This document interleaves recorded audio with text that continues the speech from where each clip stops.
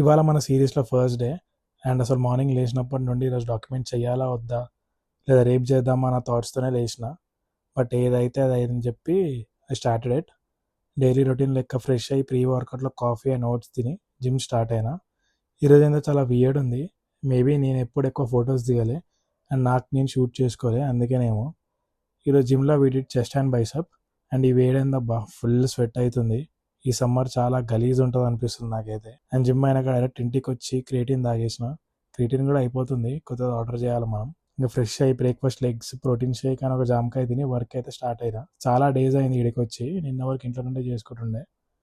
ఇంకా ఈమెయిల్స్ అన్ని చెక్ చేసుకొని ఆర్డర్స్ చెక్ చేసుకొని పెండింగ్ వర్క్స్ అని లిస్ట్ చేసి ఒక్కొక్కటి కంప్లీట్ చేసుకుంటూ లంచ్ చేసేసిన.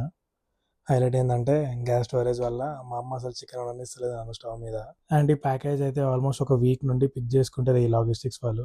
ఏందేమో ఇలా పంచాయతీ. అండ్ దీన్ని నేను కొరియర్ ఆఫీస్లో ఇచ్చుకుంటూ వచ్చినందుకు ఫుల్ వానాలు దాచుకుంటూ వచ్చిన. అసలు సమ్మర్లో ఈ వానేను మామ.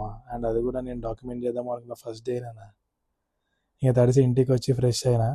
ఇక డైట్ ఫాలో అయిదాం మంచిగా అనుకుంటుంటేనే డాడీ హలీం తీసుకొని వచ్చిండు.